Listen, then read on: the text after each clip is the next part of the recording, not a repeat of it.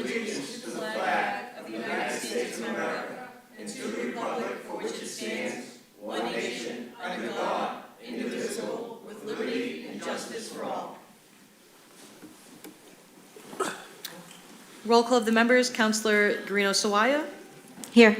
Here. Councilor Jaramillo is absent. Councilor Kelly? Here. Here. Councilor Silvestri? Here. Here. And Chairman Argentio? Here. Here. Quorum is present. First matter on tonight's agenda is Council Order 24-057, motion presented by Councilor Zambudo, that the City Council approve the following special legislation: an act relative to city employment and candidacy in the offices of the mayor, city councilor at large, ward councilor, and school committee of the City of Revere. Any members wishing to speak? No. Okay. Councilor Zambudo?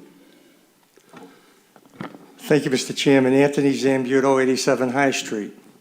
As you can see, I've taken everything that was offensive out of this to appease everybody, I think. And it's really very basic now. It comes down to, if you get elected, you serve one office, that's it. Okay. So that's really, in summary, that's what this is. I think it's prudent, and And you can't be a city employee any longer? Right. Right. you can't be a city council and a city employee. That doesn't mean you can't go back to being a city employee after you leave. You know, Okay. doesn't buy you forever, in other words. It's not.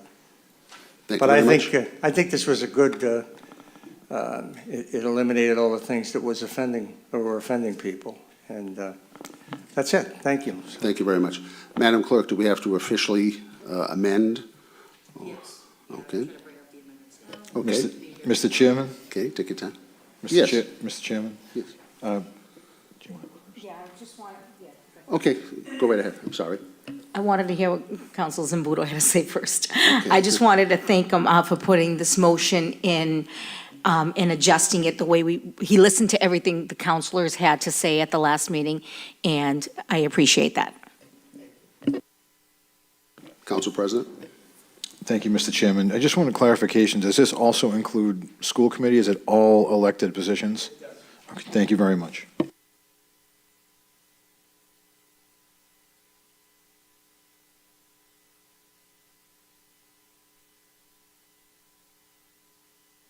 So the new language, as presented by Councilor Zambudo, would be as follows if adopted by the Legislative Affairs Subcommittee. An act relative to city employment and candidacy in the offices of mayor, city councilor at large, ward councilor, and school committee. Section 1, no city councilor or member of the school committee shall hold any appointive city office or city employment during their term. End sentence there. Section 2, no person shall be a candidate for more than one municipal office at the same election. And Section 3, this act shall take effect upon its passage. Thank you. Any further discussion? Council President? Thank you for the leeway, Mr. Chairman. Do we need to change any of the wording, considering that school committee was just changed to wards as well? Because we do have it for the council. Through you, Mr. Chairman, to Councilor Zambudo. Mr. Chairman, I would defer to the clerk, but I believe that no matter what the school committee did in changing, I guess they're going to wards and so forth. The language still stands if you're an elected official, no matter how you get elected, from a ward or from, so I don't believe we need to change anything. Is that correct, Madam Clerk? If the committee wanted to, they could change the title of the act if they wanted to, but Section 1 does explicitly refer to city councilor or a member of the school committee, and that would cover whether or not those individuals are an at-large member or a ward member. Thank you. I just wanted Thank to you. make sure we're being thorough. Thank you so much. Thank you. Any further discussion? Roll call? On the special legislation as amended, Councilor Guarino Sawaya? Yes. Yes. Councilor Jaramillo is absent. Councilor Kelly? Yes. Yes. Councilor Silvestri? No. No, and Chairman Argenzio. Yes. Yes, the special legislation as amended has received a favorable recommendation and will be reported out to the City Council this evening. Thank you, Madam Clerk. Next item. Next item is Council Order 24-061, an ordinance providing for interpretation services for public meetings and public documents. Yes, that's been moved to May 20th. The maker of the motion is not here this evening. Next item is Council Order Number 24-086, an ordinance further amending the revised ordinances of the City of Revere relative to the term of Superintendent of Public Works.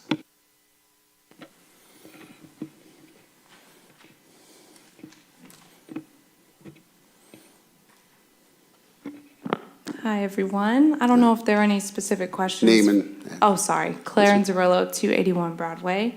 I don't know if there were specific questions from the public hearing or from the introduction from last time, but I'm here and happy to answer them. any questions or comments? Councilor Guarino-Swire.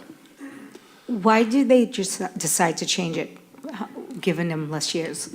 Yeah, so it's been in discussion for a little while, especially when we changed from Brian to the acting position, kind of cleaning up some of the positions and trying to keep things consistent. And they thought by the premise of having someone for 5 years, you're technically outliving the mayoral administration that puts you there, depending on the timing of the appointment. But when you do appoint at the beginning, they would end up outliving if he appointed someone right now. So he wanted to kind of keep everyone in-house, as most mayors do with their chiefs. You have the people closest to you in your cabinet. The next mayor puts those folks in to help them. So the idea was to keep everyone mostly, that's not dictated by state law, at 4 and under, to kind of keep for fresh turnover for getting new folks in. But if you're keeping it at 3 years, that's under, and if he renews the contract for another Yes. 3 years, it's still going into the next the mayor. Yes, that's the hope that So they it doesn't picked make a- sense. That's what I was told when they wanted to get someone in, is you want someone, you can try them out, see if they're really good, put someone in who's been here. I don't know who's going to be appointed. I'm not privy to those conversations, but the way it was explained to me was that we wanted to give the opportunity for new talent. If someone's not working out, try to remedy that, whether it be moving someone around or getting someone in there. But it's to kind of keep the wheel turning and not end up with, a regret. How about 4 years? Why not go with the 4 years as the mayor's term would be? Because then, as the point that you just made with it being outlived, if you did 3 and 3, 4 and 4 could end up completely overlapping the next mayor. Hi. Thank you. Excuse me, Councilor Silvestri. Thank you, Mr. President, Mr. Chair. Claire, thanks, coming up. So I'm just a little confused. These are just the chief positions? Yeah, so there's some difference between certain chiefs and department heads. It was a little confusing to me when I first started, but I do have the mayoral appointments. Some of them are chiefs, that's in their title. Some of them, like the city assessor, they're not a chief, but they're still appointed. So these are all mayoral appointments. So we have the city assessor, the city auditor, the building commissioner, city clerk, election commissioner, city engineer, director of ISD, director of finance, city treasurer/collector, director of parks and recreation, purchasing agent, again, not a chief, but a department head, director of veterans services, city solicitor, and the superintendent of public works, and the chief of planning, and the chief of health and human sources, sorry. I'm just a little confused because some of those positions have union protections and others don't. That's correct. So how are we giving protections like that? Those positions, some of them are appointed positions. So we're giving appointed positions the same protections as we're giving union employees. I don't see how that makes too much sense. Well, like, for example, everyone in my office and the solicitor's office, we're not covered by a collective bargaining agreement. So what the city does is from what I understand, they match. So everyone in my office gets the same benefits as someone who is covered by the union. So I think that's the intent behind applying it to our chiefs and exempt department heads as well. I may defer to Rich or No, no, no, HR, I get but- what you're saying, but what Okay. I'm trying to explain is someone that's protected by the union, they can't just go in and fire. Now, someone else, if a mayor loses an election who's not protected by the union, your chief of water and sewer can be fired at the election of the new mayor. So we are protecting people for almost blocking the new administration from bringing in their employees. Do you see what I'm saying? And we're, I'm struggling a bit, but I don't know. I'm not very well versed in the differences because I'm not in the union, so I don't get those emails. I'm not too sure about the union protections. I know if someone's not doing a good job, anyone can get fired at any moment. I mean, the union can only go so far. I would hope it's not weaponized in that way, but, you know, I don't think I can speak to those matters, if you can help. Thanks. Councilor Kelly has a question. You may be able to elaborate. Do you happen to know if this is in concert or in line with what other municipalities do? Yeah, so most municipalities, they range from 3 to 4. Very, very few of them hit the 5 mark for mayoral appointees. It's a little different in towns with a select board and city managers and stuff like that, but 5 is a rarity. It's not super uncommon, but it's not common. Usually 3 to 4 is what most cities try to keep with those higher level positions. Thanks. Councilor Silvestri. thank you for the leeway. Okay, so my question's going to be, and I hate getting this personal, but does your position, do you pay union dues on a weekly basis? I don't know, Rich? No. Okay. So you, who don't pay union dues, and then let's say the director of Veteran Services, who does pay union dues, are going to get the same protections. Now, I know the union representation will represent anyone that works in the city and will give them advice, but they don't get the same protections. By us agreeing to this, I think we're protecting non-union employees. I don't know about the If I could wording of that. interject. Yeah. So when you get a term, the term is set by ordinance. And when the city council approves it, you have that term, and I don't believe anyone can remove that, you from your office unless you're doing something, unless you're derelict of your duties or what have Right. you. So I think that any person that comes up here is appointed by the mayor, confirmed by the city council, that's your term, and nobody can remove you from that until your term expires. That's Is correct. that- Sure. Good afternoon, Rich Viskey, CFO Twitter on Broadway. Just to help clarify, Council Silvestri, the managers unit A management is a union contract. The union contract, however, for the management does not provide job security. It provides a set of rules. So I believe the appointment is really more the job security once it's appointed by the council. Like Council Angenzio said, it's almost like a contract. You're appointed unless you're derelict of your duties. You serve the terms of that. So I think the appointment by statute kind of gives more protection than that Unit A with regard to whether you can replace one or the other. The Unit B contract does have protections in it, but that Unit A management contract does not have protection, but rather just a set of rules that they follow. So I don't know if that answers your question or not. No, it does. I'm just a little confused at why we just wouldn't keep them concurrent with the mayor.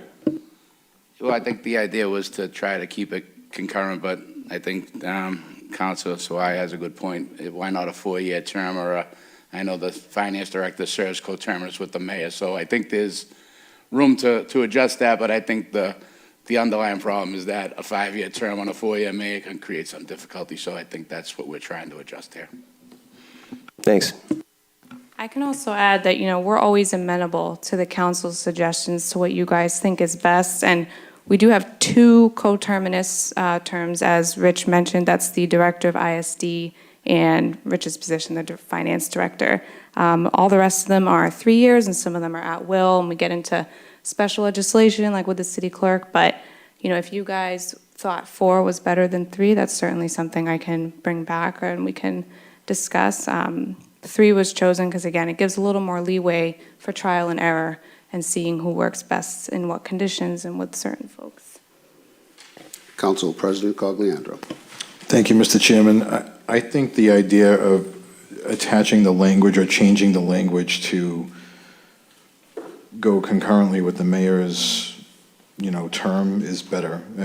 I think that if we get a new mayor, that it's every mayor's right to appoint a new chief or something. I think that that would be best instead of the 3 years. That's just my 2 cents on it. But if we attach it to the mayoral term, I think that that might have less political implications. And so does 3 years, honestly, but 4 years would make a little bit more sense. Thank Okay. you. And when you say, just a question, when you say coterminous, if the mayor's elected for 4 years, if he stays on and gets another 4 years, does that person still have to come up before reappointment? In a sense, they are. We do have multiple folks right now who, as we've seen with many mayors in the past, they are still serving out appointed positions that they have not been reappointed to. So that technically their appointed position ends, but they're still in that employment role. They'd have to be reappointed. So that's the job security that Councilor Silvestri is referring to. If there's a person right now who was appointed under former Mayor Arrigo, they may not be reappointed right now. They're still under our employment, but they could be removed, as he mentioned, without that security of being reappointed and approved by you all once again. Okay. What's the will of the committee? Do you want to make a substitute motion to? Okay. Who would care to make that? Thank you. Thank you, Mr. Chairman. I would like to put in the substitute motion to change it from 3 years to 4 years. Coterminous. Coterminous. Coterminous, yes. Okay. Let me just read the section to make sure it makes sense to you guys. Yes. The word coterminous in it. Please. So if the word coterminous is added, the pertinent section would read as follows. This is 2.63.020, superintendent appointment term. The Department of Public Works shall be under the general supervision of a superintendent who shall, subject to approval of the city council, be appointed by the mayor in the month of January after the beginning of the mayor's term for, it would say 5 years, but it would not make sense if you had the word coterminous there. So we need to, the committee should change that language around so it fits properly. Okay. We could consult with maybe Claire on Yeah. how that should be written. You all want 4 years coterminous? Coterminous. With the mayor. Because the way ISD is written out is a term of 4 years coterminous with the mayor. So they assume that you're being appointed in January, although you may not be. Right. So if you're appointed in July, you've got a 3.5 year. I would recommend to the council perhaps removing language that they have to be appointed in January and just saying that upon the election of a new mayor, the mayor shall appoint a director of, superintendent of public works to serve coterminous with his term, or to serve coterminous with his election. That sounds good. I think restricting it to the month may Right. prove difficult. So be appointed by the mayor for a term of 4 years to run coterminous with the mayor. Yes. Mr. Chairman? Thank you, Ashley. Yes, Councilor. I'm just want to be thorough. So let's say we have a situation like we just had where we have a mayor resign, and now we're going to have new legislation surrounding the acting mayor. Let's say that a mayor's elected, they resign in the first year, we have an acting mayor for 6 months, and then somebody else becomes the mayor. Does that process start over again, where they're finishing out a 4-year term? And I'm only asking because I want to make sure that we're very thorough, so there's no loopholes in this. Good question. Maybe we should table this till the next Legislative Affairs meeting. Okay, so do we have a motion to table this until next week, May 6th? We are going to have a Legislative Affairs meeting that, okay? Okay. Will that give enough time to? Yep, whatever Okay. you all want, feel free to email me too if something comes up, and I can arrange for Okay. the language. Okay. This is tabled for now until May 6th, when we get some correct language, or some better language.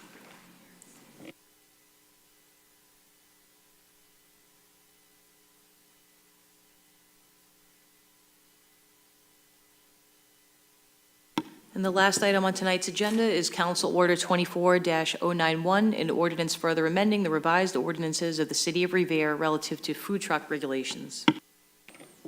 Any members wishing to speak? No? Okay. Members of the public? Thank you, Mr. Chairman, members of the committee. Ira Novoselsky, 53 D Hone Street. I've just run into some situations on Shirley Avenue. I know we have something going on Broadway, but what's happening is some of the food trucks are keeping their wagons attached to their vehicles and taking up 2 and 3 spaces.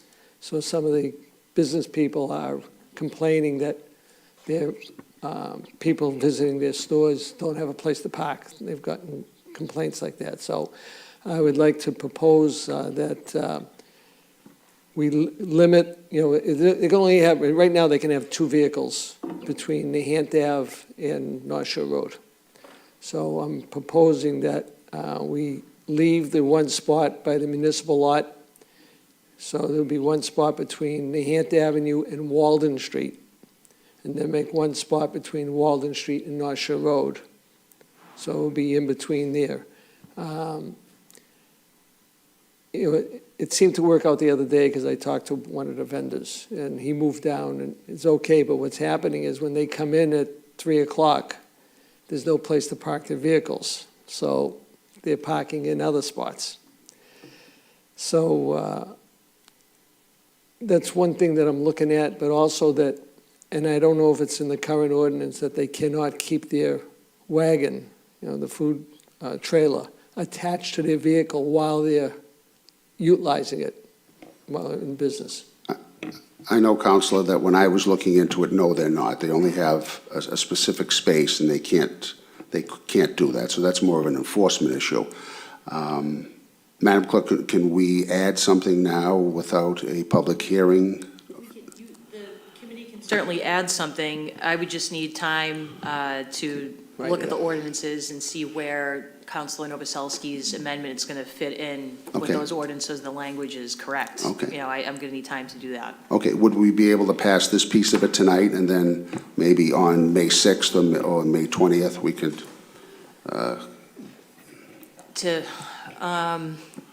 You're looking to pass this you would have to, I guess, resubmit, if you plan on passing this portion this evening, yes? you would have to, Councilor Novoselsky would need to submit a new request, and that would need to go to a public hearing Okay. if you're passing this tonight, or. But if we hold off? If you hold off on it, you can make, the include committee it. can make an amendment. Okay. City council can vote on the amendment, and then send the second reading up to the city council for a vote. Okay, would we be able to do that by May 6th?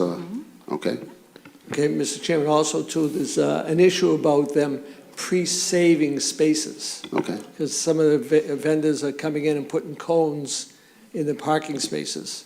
okay, so that would be an enforcement issue also, so. Okay. Okay, Okay, just, I just want to bring it up on behalf of the business people in Shirley Ave. okay. Okay, thank you. So is there a motion to take? Yep, Mr. Chairman, sorry. Ira, I just have a quick question for you. That parking spot that you're talking about in front of the municipal lot, isn't that a handicap spot that they're taking? It is not. It was, Never, the one in front of the municipal lot. never parking, never handicap Because parking. there was a truck there that was parking in the handicap spot that is in that area. The handicap spot is It's in the near- municipal lot. It's in the municipal lot? Yes. Okay. We're talking about where Valsos is, right? No, down between the entryway and the exit of the municipal lot, there's 1 space. Okay, well, there's another truck near Valsos and is constantly parking in a handicap spot that he Yep. refused to move at one point. There are no handicap spots on Shirley Avenue itself. Okay. All right. I'll look, thank you. Councilor McKenna?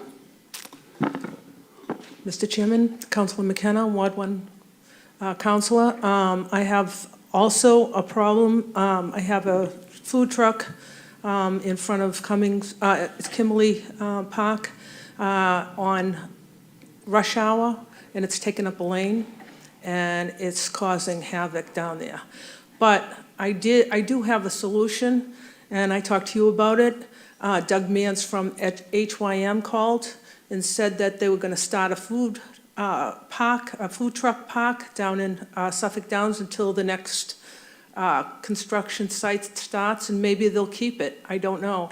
But I think it would give the opportunity, and I asked them, I said, would you allow trucks from Broadway, Beachmont, Shirley Ave to come down and be a part of your food truck park? And he said yes. So, and that should be starting pretty soon. So that's a good way to get these trucks. I know a lot of residents have called for Broadway because of the generators, and they're going to supply the electricity. So there won't be any generators down there. And it's off of Winthrop Ave into Suffolk Downs. So people can see it. We have a lot of construction workers down there. So I really do think that this would help the food truck owners to get some business down there, and maybe more business than where they are now. And it would help the restaurants down there, so it wouldn't take away from business. So I think this is a win-win for everybody. Thank you. Thank you very much, Councilor. Anyone else wishing to speak? So are we tabling this? Sure. Yes, positively. Press the button there, pal. I think I'm Anthony Cantino, 240 Suffolk Avenue, Revere, Massachusetts. I think I'm pretty familiar about food trucks. I have never, ever heard about a food truck permanently parking in front of a business, a brick and mortar business. Never heard of it. The only time that the cities and towns give these food trucks leniency regarding to park there, I know in Lynn, to park for the fireworks, you have to pay as a food truck $400 for the night. And if it rains, you eat it. You don't get the refund. You understand? And that goes for the person that the city designs to collect the money. And the police will not allow you to stay there. I used to stay in Swampscott. Now, the police came to me, I say, I have a permit to be able to park in Swampscott. I have a permit. What the police in Swampscott did along the beach, they put all mini horses there so that no one would be able to park there. The only place they can park permanently was in Lynn and pay, and that's it. And that was a one-day permit. Now, these food trucks, I don't know if they have a state license. I don't know if they're inspected by the health department. I don't know who they are, and I don't know what they're doing there. Is there an inspector that allows this particular practice to exist? I don't know what this particular practice is all about. It may be a new ordinance that the city has put on now because of the business they're doing. They need them. Actually, they need them. There are places where there are not enough food establishment there, and the cities and towns need them to supply the public so that the public is able to do it. Thank you very much. The ones in Revere, I don't know where they need a food truck, especially on Broadway. I don't see that kind of business on Broadway that you need a food truck to compete against a brick and mortar place. Thank you very much, sir. Thank you for your input.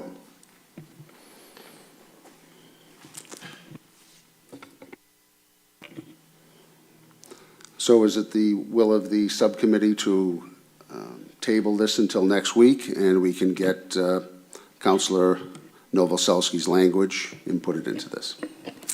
Okay? Thank you. Okay, at this point, the Legislative Affairs stands adjourned. We have no further business. We'll be meeting again on May 6th. Thank you.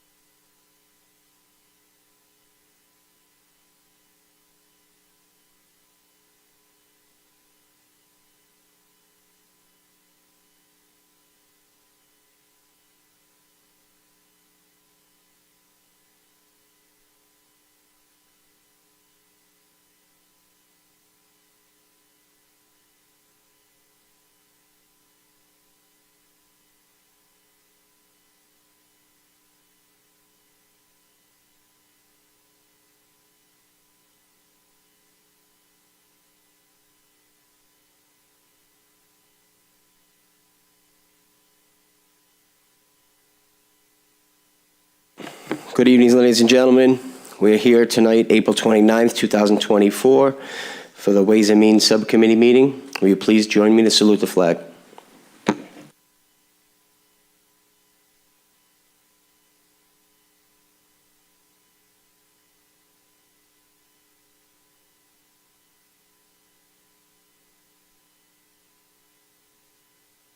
Roll call of the members, Councilor Argenzio. Here.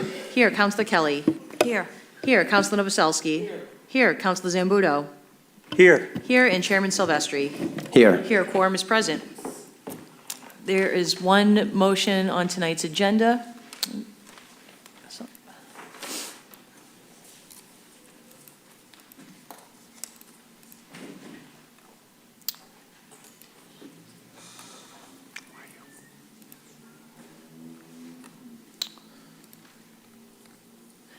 Motion presented by Councilor Argenzio that the Mayor and Chief of Infrastructure, Don Chermella, be requested to return the water and sewer discount program for seniors to last year's rate structure as follows: 30% discount for consumption of 30,000 gallons or less, 20% discount for consumption of 30,000 1 gallon to 70,000 gallons, and 10% discount for consumption of 70,000 1 gallons or more.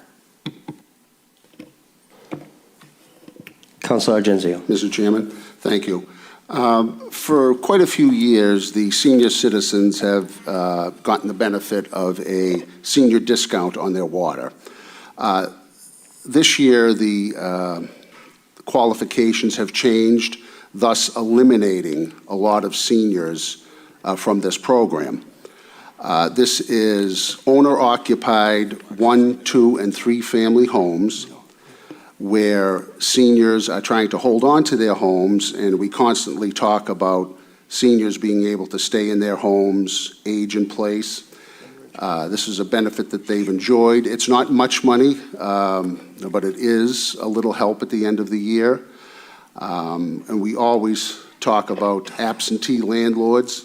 These seniors are living in these homes, taking good care of them. So I would like to see this program go back to how it was over the last few years, so all senior citizens 65 years and older can have some relief on their water bill.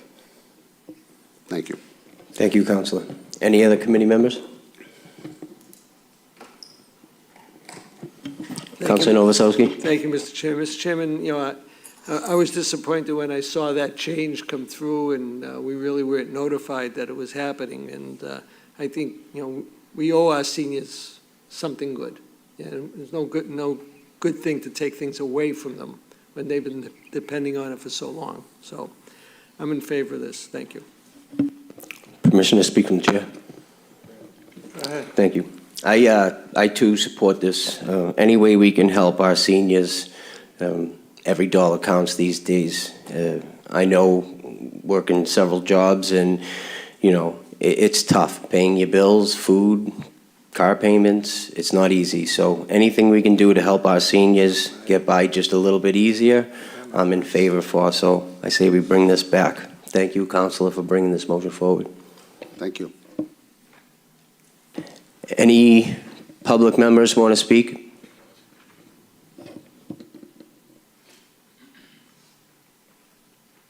Name and record for the council, please.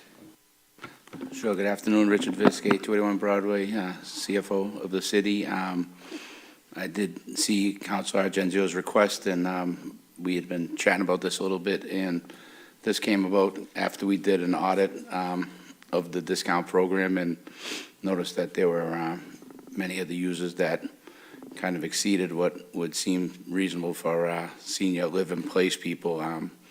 Like the council said, it goes up to 3 families, and I would imagine that if you're a senior and you're in a 3-family, you're collecting rent, and what we're doing in some instances is actually subsidizing the water rates for the rentals. So what we try to do is expand the discount for those people who are truly conserving water, the ones that look like they're living in place in single families, and did an average of the discount. The average is about 45,000 gallons.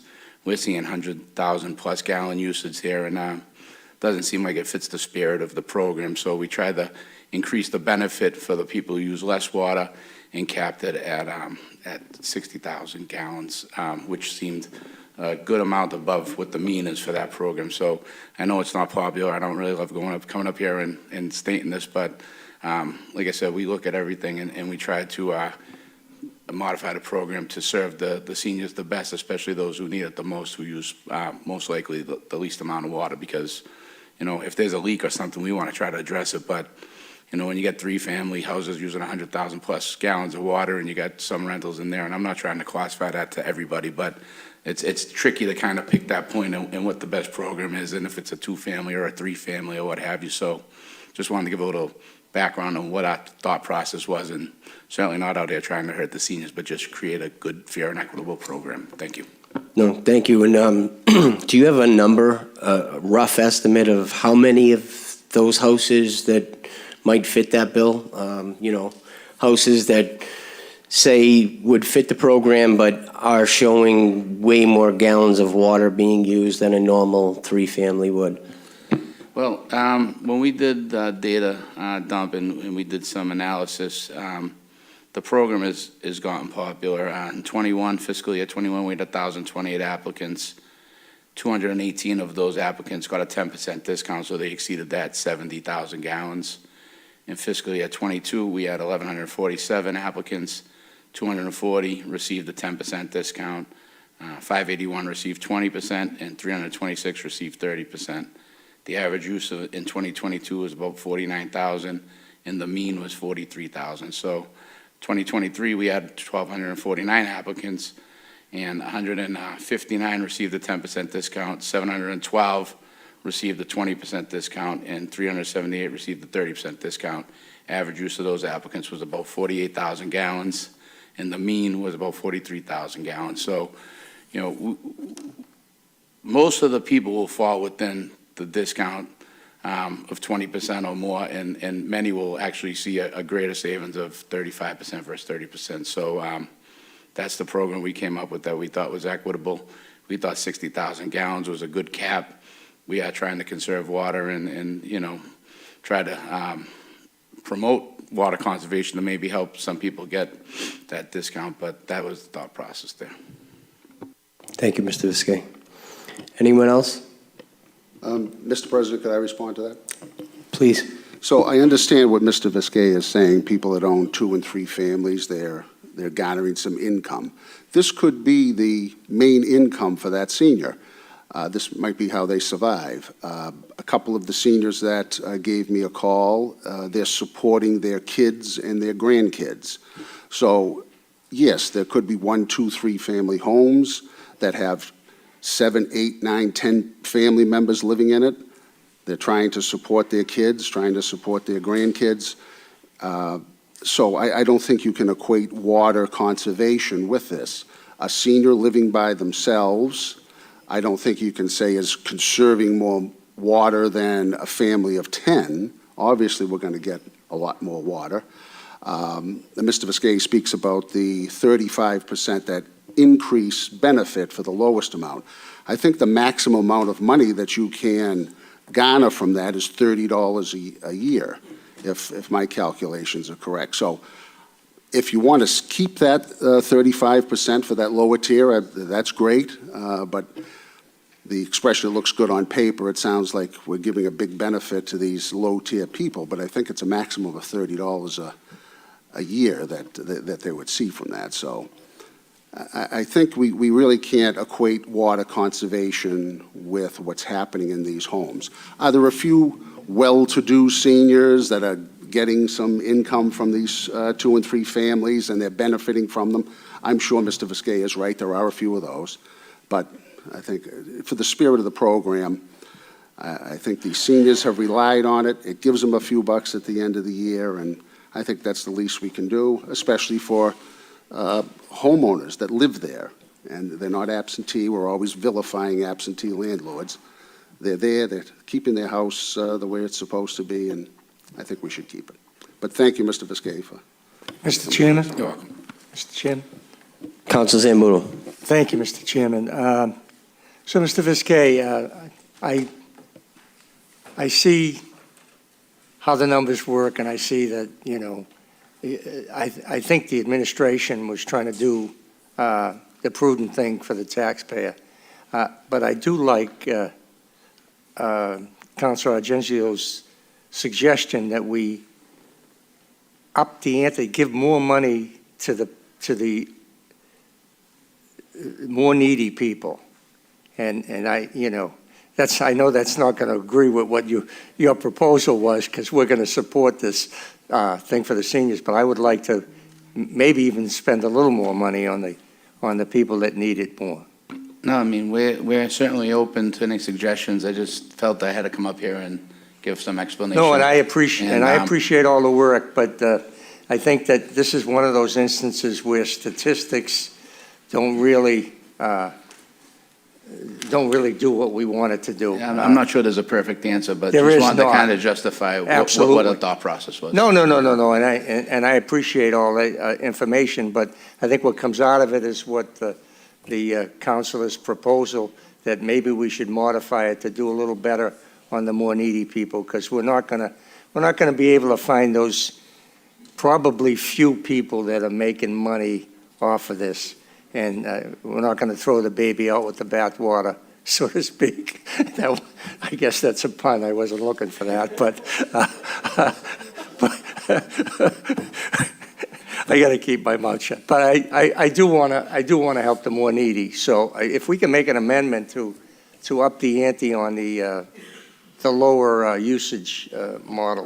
I'd be glad to add a substitute motion that anyone using 25,000 gallons or less get 35%, and then the other increments that existed last year Great. be I love it. maintained. Nice. Just for conversation, would anyone object to if you go over a certain number, you might lose that benefit? If you're over 100, get 1,000 gallons? Well, there is already a tiered system. If you use over 70,000 gallons, you only get a 10% discount. So that is built into this tiered system already, that the more water you use, the less percentage you get. Thank you. Okay. Was that, just to make sure I understand, Council, are you saying that maybe there should be some kind of cap on this? Yes. That's what I thought I heard too, Yeah, we don't. but we don't believe so. We don't like that, though. Okay. So, anyone else have anything? So on the substitute motion? On the substitute motion it was amending 30% discount for consumption of 30 gallons Or less. is replaced with 35% discount for consumption of 35 gallons or less. No, 25,000 or less. Oh, 25,000, excuse me. Yes.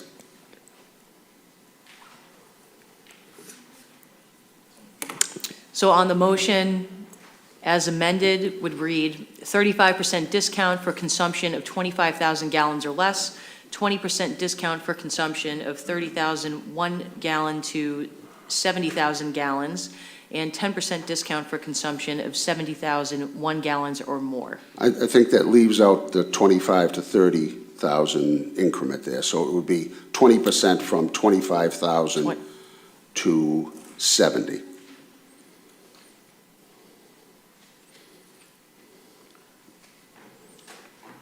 And then 10% for 70,000 gallons or more. So 25, 1. Okay. I'll read that one more time into the record. That the mayor and chief of infrastructure, Don Chiarmello, be requested to return the water and sewer discount program for seniors to last year, to the following rate structure. 35% discount for consumption of 20,000 gallons or less. 25,000. 25,000 gallons or less. 20% discount for consumption of 25,000 1 gallon to 70,000 gallons, and 10% discount for consumption of 70,000 1 gallons or more. Correct, perfect, thank you. On the amendment, could you roll call the members, please? Sure. On the substitute motion for a favorable recommendation, Councilor Argenzio. Yes. Yes. Councilor Kelly. Yes. Yes. Councilor Novoselsky. Yes. Yes. Councilor Zambudo. Yes. Yes. And Chairman Silvestri. Yes. Yes, the motion as amended will be forwarded to the full city council this evening with a favorable recommendation. That closes Thank you tonight's very much. business. Meeting adjourned.